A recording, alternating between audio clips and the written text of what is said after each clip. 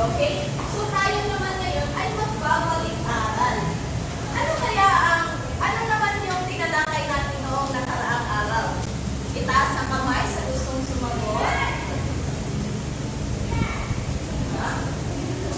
Nakalimutan nyo na ba? Oh, sige, Reza. Uri ng edukasyon. Tama. Maaari mo bang isalaysay sa amin kung ano ang mga uri ng edukasyon?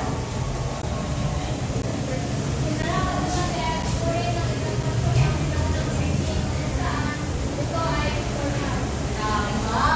Ang mga uri ng edukasyon ng ating mga Pilipino ay format ng edukasyon. Noong panahon ng kolonyalismo ng Espanyol. Tama? At ngayon mga bata ngayon ay na-realize ko na inyo nang naiintindihan ang aming tinalakay pagkakaraan. Ngayon naman ay gusto mo subagong aralin. Handa na ba kayo mga bata? Pero bago yan, ay may papakita mo na itong maikling video sa inyo. At nais ko ito inyong tutukan at i-observe mo na kayo. At meron ako mga tanong na itatanong sa inyo mamaya. Kaya ba kayo? Opo! Okay.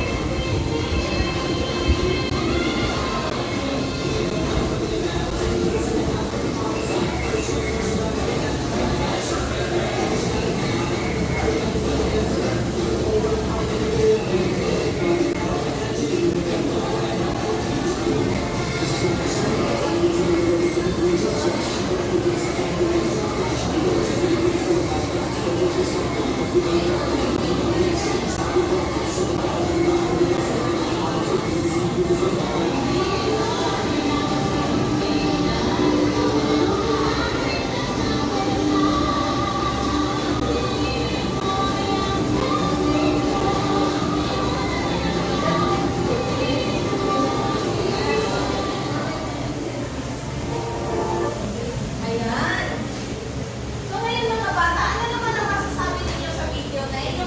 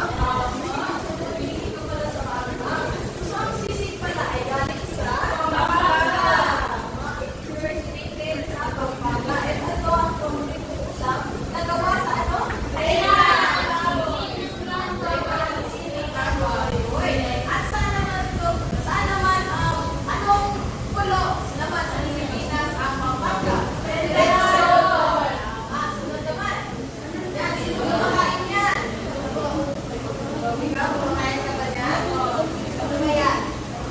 Paano? Baboy na ikaw sa ulit ko. Ha?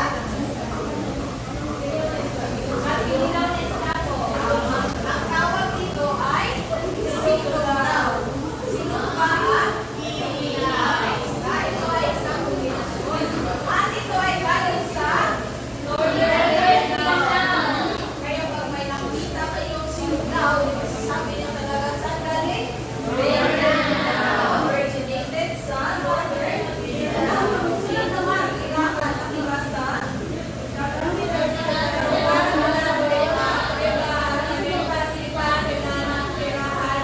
tinawag silang lumari. So, ang ating mga tinulong mga bata ay nakatira lamang sa Nueva. At sila ay palipat-lipat kaya tinawag silang nomads. Pero ngayon, dahil nag-evolve na tayo, no?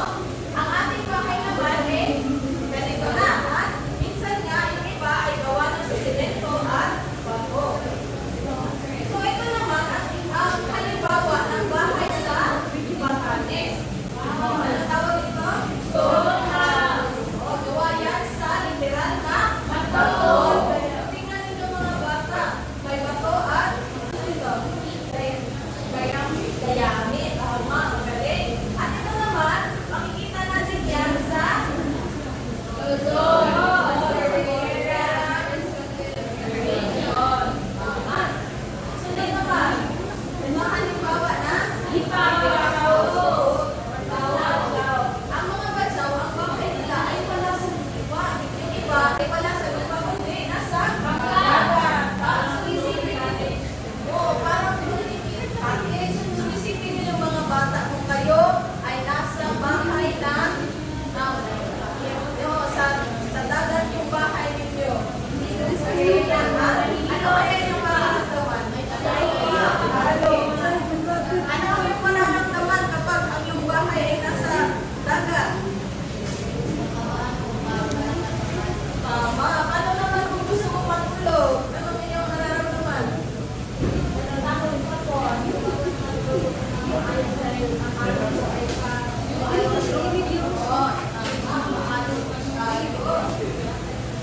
Okay. So, sunod, dito naman tayo mga bata sa material na kultura. Naintindihan niyo ba ang material na kultura? Opo. Maliwanag ba sa inyo yun? Opo.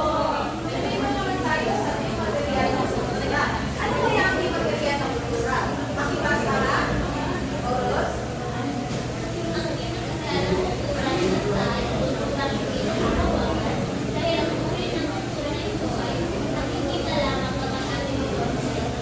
Tama. Ito ang kultura na nakikita lamang natin kapag ating isunya sa lupa. At mga bata, ang ating mga ninuno ay walang formal na paaralan. Kaya, natututo ang ating mga ninuno sa pagbasa at pagsulat sa pamamagitan na ano ginagawa nila? Pagmamasid sa paligid. At ang mga babae naman noon ay tinuturuan ng gawain bahay. Paano naman ang mga lalaki? Nagsasaka. Ay nasa kamay? Nagsasaka? So ano ba? Nagkakarpintero. Tama. So yun, ang kanilang paraan sa kanilang profesyon. Sunod ay kaugalian. So ito ang mga kaugalian ng tradisyon, paniniwala o opinyon o kusumbre ng kwentong na isalin sa ating mga magulang. So sa inyong mga bata, ano kayang mga kaugalian ang inyong natutunan sa ating mga lola at lolo? Sige, ikaw. Magmano, tama, magaling, salamat. Sino ba gusto sumagot? Ha? Magdarasal bago kumain. Tama. So, ang halimbawa nito ay magharana at pamamagitan. May nakita pa ba kayo ng mga mantikan doon? O minsan nga mga bata, kapag may alam sila doon sa bukid sa amin, pag may nalaman sila na may mga mantika na kanilang kasin ba kayo? Pinsan.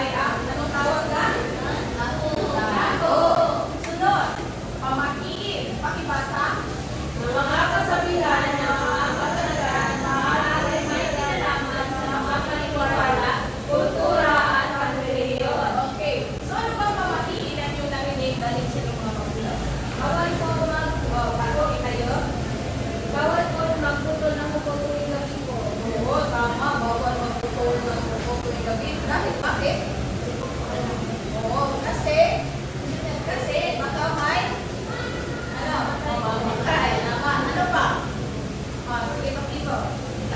Sabi ko na papa ko, bawal ko magsiway sa gabi. Bakit? Hindi ko po alam. Bakit? Baka magago. Ano? Baka lang po kayo makita. Oo, tama. Ikaw naman, bawal ko magpalit sa gabi. Oo, bakit? Hindi ko alam sa Rasya. Rasya, ganun pala. So yun ang mga nagbawa lamang na pamahiin dahil sa ating mga magulang. Sunod naman ay paniniwala at pag-ibig. Di ba kanina, sinabi ninyo na ang ito ay ganito, ating mga ganito, at tinatawag na ganito. So saan ito sila sumasambalo or pagkala ang tawag sa itinuturi nila Panginoon? Ano ang tawag sa tinuturo ng Panginoon? Pagkala. At sila ay naniniwala sa iba't ibang uri na tagabantay katulad ng Diyos, Diwata, at Anito. Naniniwala ba kayo mga bata sa Diwata? Hindi. Ha? Paano naman sa fairy tale? Kaya, di ba may ikatansya na kayong pinapanood? O, di ba ang paborito ninyo ikatansya? Si Amihan, di ba? So yun ay kinuha lamang din sa paniniwala at religion ng ating mga ninuno. At ang panghuli, ang sining at makibasa, mamikita itong nakauwi at nakanilong sa buong at nagkakaroon ng bahay ng ating mga ninuno. Iba-iba rin ang disenyo at hugis ng kanilang mga kagamitan gaya ng lampara, ulan at ama. Okay. So ito ang halimbawa ng sining at minsan ay makikita natin ito sa kagamitan sa mga bahay, kahit na sa disenyo ng bahay. So yun ang mga halimbawa ng sining at ng mga Pilipino.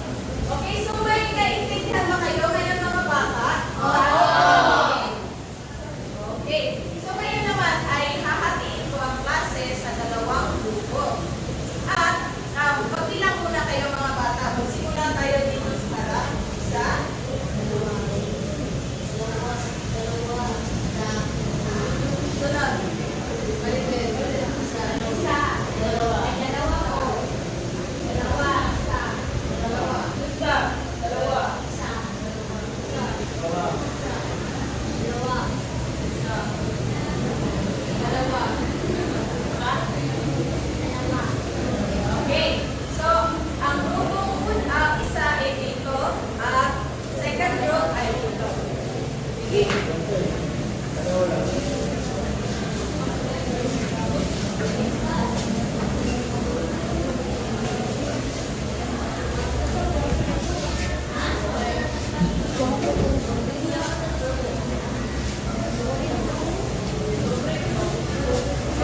so tapos na ba mga bata?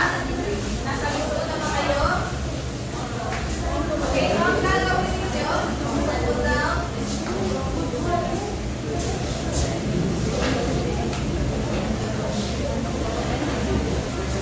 Ang gagawin ninyo mga bata ay magpapakita kayo ng ikling pagsasadula.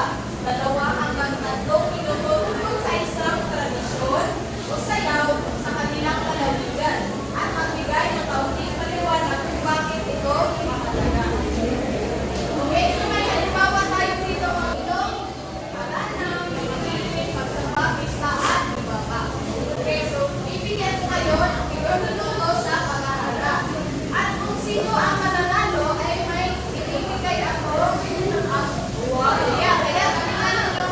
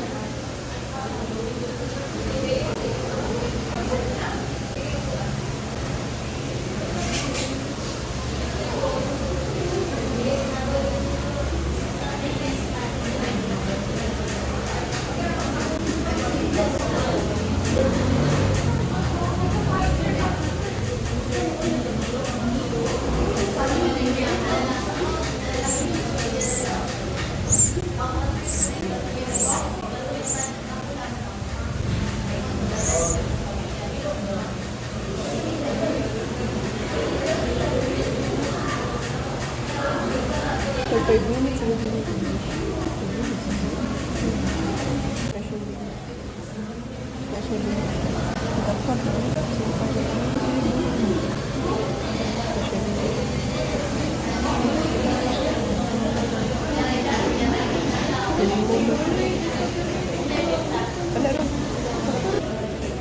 na ba mga bata?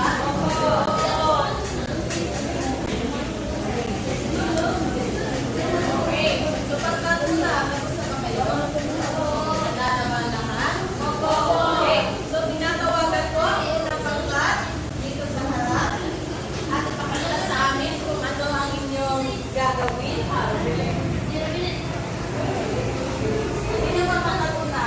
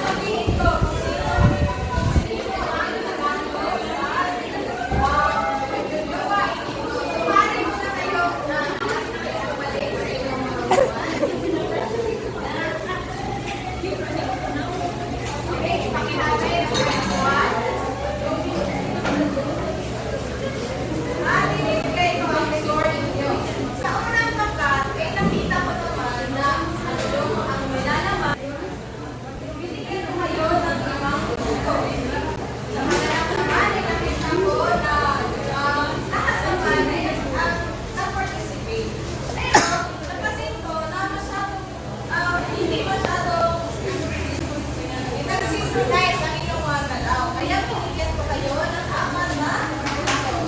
At sa pagkamalikhain, apat na minuto, sabi mo paliwanag, yan. Nakuha kayo ng 17. Okay. Palakpakan natin ito. At sa pangalawang grupo naman, ay binigyan ko ng 5 puntos ang iyong lahat. Kasi ako ay maliwanag. Okay? At sa pagkanak naman ay 5 puntos. Kasi masyadong synchronize din ang inyong pagkalaw. At sa pagkamalikhain, apat na puntos. At sa paliwanag ay 5 puntos. Kaya, nakakuha kayo na 11 na. Pagkawan natin ito. Ito ang inyong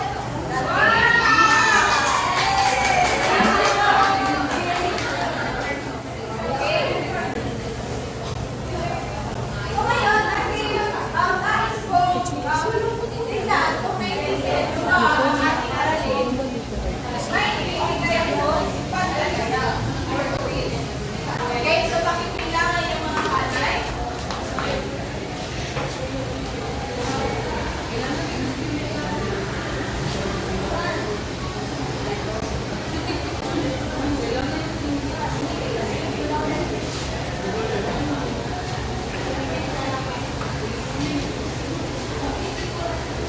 Okay, so babasahin ko ang tanong. Basahin at unawain ang tanong at binugat ang tamang sagot. Meron kayong 5 minuto sa pagsagot.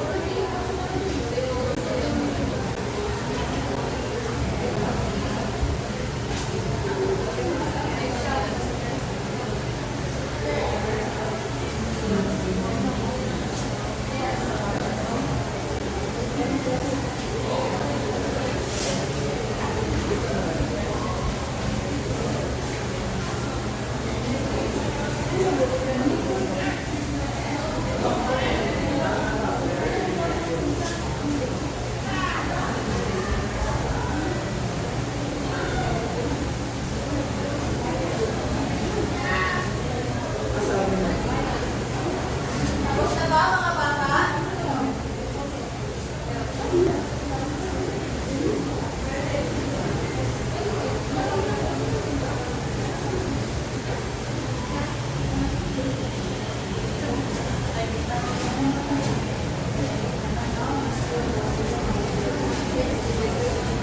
Tapos na ba?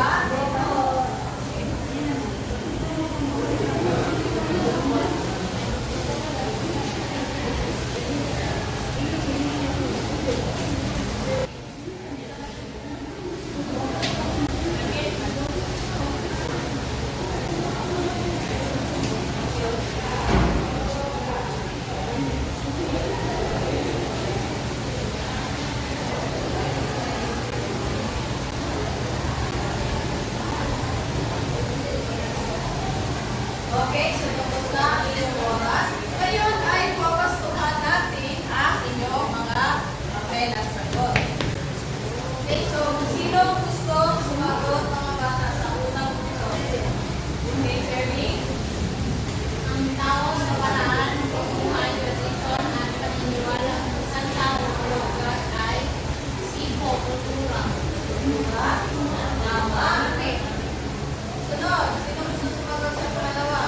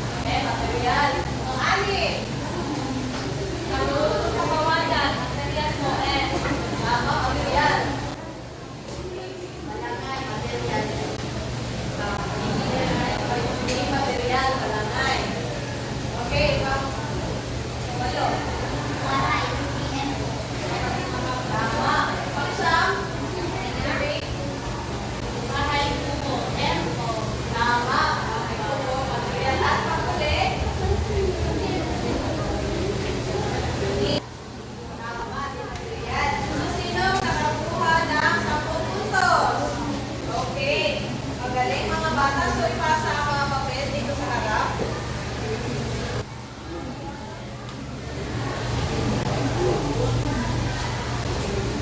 Okay. Ngayon ay balikan natin sa tao. Gawin lang ang... Okay, so, natukoy ba ninyo ang dalawang uri ng kultura? Anong gagawin?